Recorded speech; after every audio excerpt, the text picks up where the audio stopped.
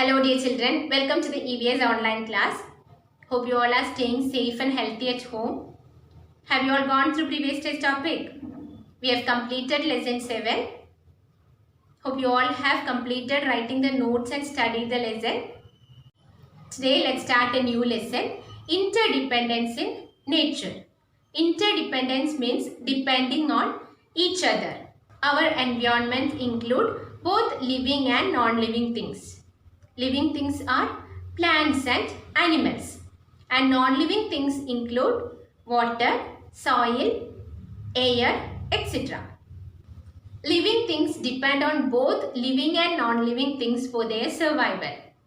How do living things depend on non-living things? Let's see now with some examples.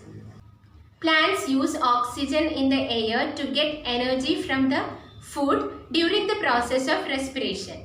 What is respiration? Respiration is the process that all living things go through to create energy they need to live. It includes the exchange of oxygen and carbon dioxide. That is, oxygen is taken in and carbon dioxide is released. So plants use oxygen during the process of respiration. They use carbon dioxide to make food during the process of photosynthesis. So plants depend on both oxygen and carbon dioxide, which is a non-living thing. Then plants depend on soil, which is a non-living thing. How do plants depend on soil? Yes, plants grow in the soil. They absorb water and minerals from the soil to make food and also to grow.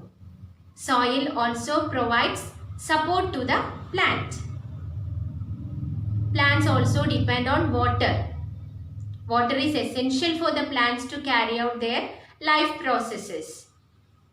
They absorb minerals dissolved in water to make food during the process of photosynthesis. Water also helps in the seed dispersal of plants. We have studied that in our previous lesson. Plants use energy trapped from sunlight to make food during the process of photosynthesis. Sunlight also provides warmth to the seeds to germinate. What is germination?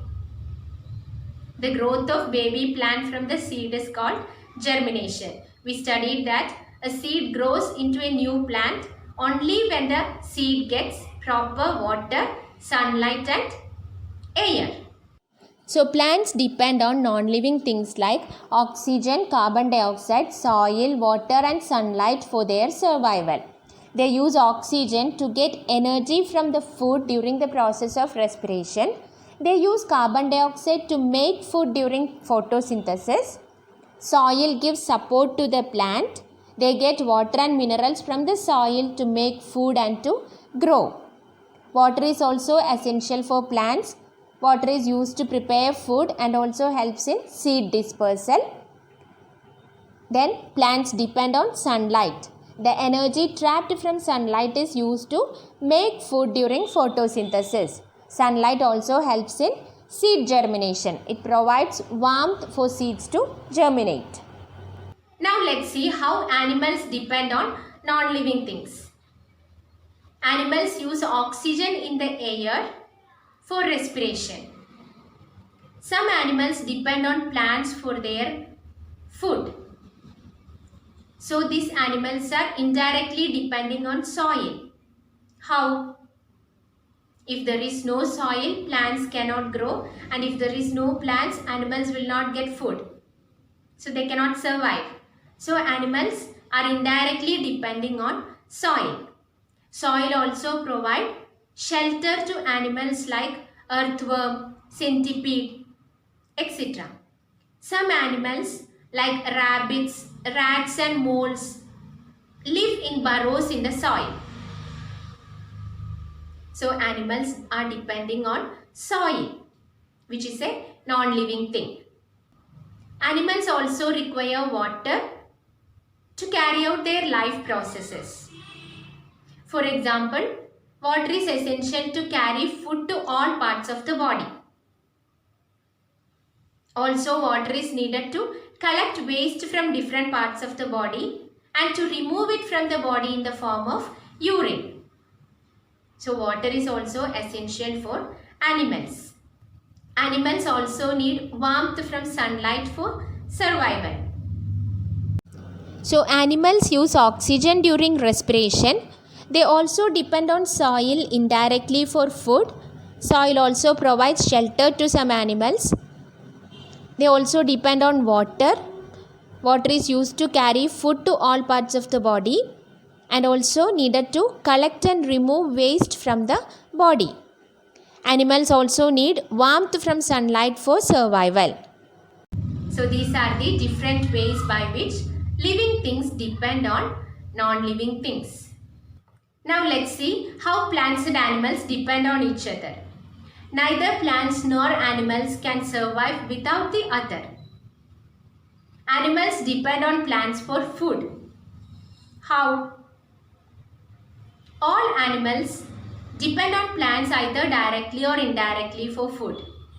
We know that herbivores eat only plants. Example, cow, goat, etc. So they are directly depending on plants for food. Then carnivores like lion, tiger, etc. eat herbivores. So they are indirectly depending on plants for food. Then animals depend on plants for shelter. Many animals like birds, monkeys, squirrels, insects, etc. find shelter on trees. Birds build nests on trees, while animals like monkeys and squirrels live on tree branches. So animals depend on plants for shelter. Then animals depend on plants for oxygen. We know that plants can make their own food. Plants prepare food using water and carbon dioxide in the presence of sunlight and chlorophyll.